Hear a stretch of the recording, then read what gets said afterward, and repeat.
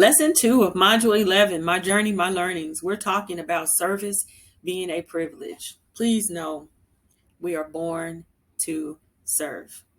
Jesus himself was the ultimate servant leader. Oftentimes, we have been taught that service is a weakness. Providing a service to people is a weakness. We've even had in our world caste systems that we've made on people who work in service industry jobs being lesser vessels than people who had money to receive the services, and servants being a bad thing.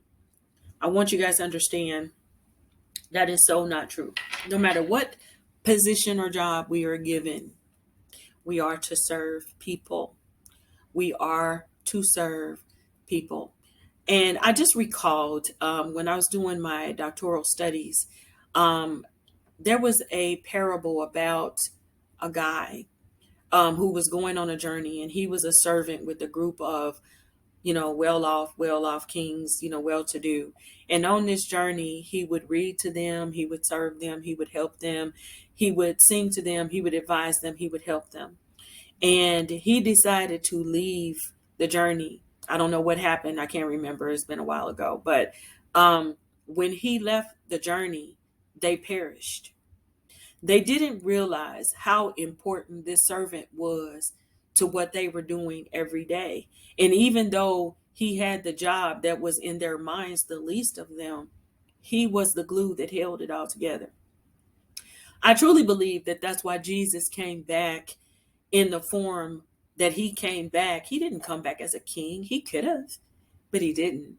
Jesus could have came back in the form of a king and said, follow me, and people would have done it because everything was about what they could visibly see. They would have followed him and they would not have questioned him if he were in a position of a king. But Jesus came back as a servant. Jesus came back to serve people. And that is what we are to do.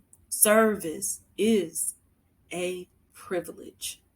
Being able to do something nice for people is a privilege. Paying things forward and loving people is a privilege.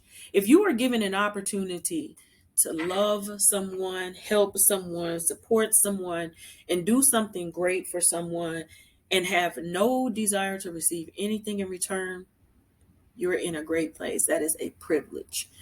I know a friend of mine who every now and again goes through McDonald's and she'll say, I want to pay for the next two orders behind me.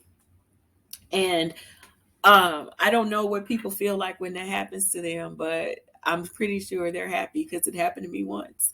On my way to work, I was going to Burger King to get an egg and cheese croissant and an orange juice. And I would do this like 3 times a week. I knew what my order was, $5.35 every time. So I'm going through and I get to the window and he hands me the order. And he said, the truck in front of you paid for you. So I'm trying to chase this truck down to see, is this somebody I know? Is this somebody? But I couldn't catch the truck. And then I just thought about my friend who did this often for people. And I just said, thank you, Lord. Thank you. Thank you. This wonderful person did this from the kindness of their heart. That was a beautiful thing. So, believe it or not, we don't know how we impact people in just some of the small things that we can do as a service to other people.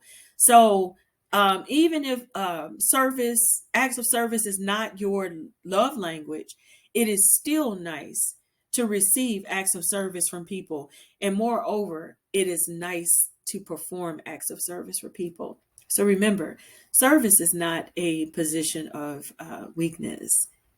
It is a position of strength, and it is a privilege.